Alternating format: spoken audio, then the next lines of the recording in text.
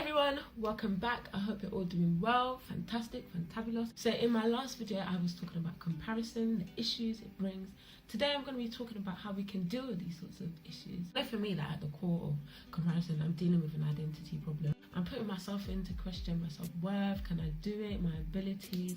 So when that happens, I need to go back to the root and think, where am I getting my value from? Is my value coming from other people's opinions, society standards? You know, if they say I look good, yes, I look good. If that's the case, I need to remember that my value comes from none of these things but Christ. Other people's opinions, society standards, they're always changing. Today they like the way you look, tomorrow they like the way someone else looks, and you'll be feeling bad. Why? Or let's say something that you're working on. Today everybody's congratulating you, wow, well done. Tomorrow they're congratulating somebody else, and you're feeling bad thinking, oh, my work isn't as good as theirs. People's opinions are always changing, society's standards are always changing. If our value is based in that, we're always going to be comparing. I have to remind myself that your value comes from none of these things. Your value should only come from Jesus Christ. So I have to go back to the word and be like, God, okay, who do you say I am? God, who am I? Because God's word never changes. What he says about me doesn't change. It remains the same forever. Regardless of what's changing around me, God's thoughts towards me don't change. So if my identity and value is based in that, listen, yo, I'm good. When I want to compare, when I want to say, that shoe and bag is nice, I don't have that shoe and bag, I want to have that shoe and bag, I can't get that shoe and bag, oh my gosh, who am I in this life? No. When I want to get to that point, I just go back to God's word. It's like, come on. Psalms 23, yeah, that psalm is real. The Lord is my shepherd. If you're a sheep, you don't just wander anywhere. You don't just start looking in other directions to what other people are doing. No, you follow your shepherd.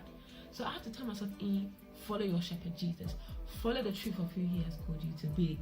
You know, on a serious note, people compare their looks, people compare jobs, people compare families, and it's so destructive. We have to remember who Jesus has called us to be. And if you don't know Jesus, yeah, get to know him. He didn't die on no cross and rise again for us to be crying that we don't have one shoe and bag like the other sister has shoe and bag, or we don't have Gucci shoe like the other brother has Gucci shoe. No, he didn't.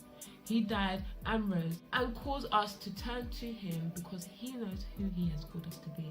And he knows that in this life that we're living, we need him so badly. We need the truth that never changes. We need his words that never change towards us. It's not like these thoughts are not going to come. It's not like these issues are not going to arise, but how are you dealing with it? Jesus' identity was questioned. He was asked, if you're the Son of God, do this. If you're the Son of God, do that. You know, if you're the Son of God, how do you know? Almost like, are you sure you can do it? Are you sure you're able? Because Jesus knew who he was able to stand and give the word and the truth of who he was back to those things that wanted to question his identity. He was able to say, no, this is who I am. No, this is the truth that I know. No, this is where my value comes from. So should we. Jesus, he says he is the way, truth, and life. He is the ultimate example. He has conquered because he is the embodiment of truth. We need to also conquer these thoughts in the same way by following the truth that never changes. And guess what? Jesus is the truth that never changes. Number 2, your environment. What do you surround yourself with? Sometimes we're just spending too long on social media. I mostly use Instagram, so if I'm finding that I'm just looking at other people's lives, feeling sad, feeling bad, or thinking, I can do better than that one, I'm deleting that app. We need to be careful with what we allow to feed our mind and what we focus our eyes on. If you're on the Instagram app 5 hours a day, get off of it. Delete the app. You don't need it. No, you don't need it. We need to be disciplined with these things because simple things like Instagram, we'll be looking at other people's lives and be feeling bad. Why? We don't even know. For all we know, they're doing nice pictures in the garden and you're thinking they're in some nice Instagram, yeah. People can put anything on there. They can make up anything about their life, and we get so caught up with it. We start to devalue ourselves because of an app. Sometimes you just need to delete it. Another thing about your environment, are you surrounded by people you can be honest and truthful with? Who you can say, do you know what, I'm not feeling great right now. I need some words of encouragement. I'm not feeling great right now. What can I do? You need to be able to share what's going on with other people. Of course, God is the person we rely on, but he's given us people to give us wisdom as well. Sometimes when I'm comparing, it's because I feel like I'm in competition with other people. So I'm looking at other people and even thinking, I can't do better, man, or I'm feeling really bad because I can't do it like them, and I feel like they're a threat to me. But I have to remind myself that you're in competition with no one, nobody. God has made you you. Just because somebody's doing something doesn't mean you can't do it too. In fact, I remind myself that actually I should learn from those around me. If somebody is doing something that I'm aspiring to do and they're successful, it shouldn't be a threat to me. It shouldn't make me feel bad. It shouldn't make me feel like I can't do it. Because they have done it, it should encourage me that I can do it too. And I should be able to learn from that person. I should be able to appreciate what that person is doing. And I should be inspired by what that person is doing, not feeling threatened or feel like I have to bring that person and bring down that person in order to make myself feel good. No.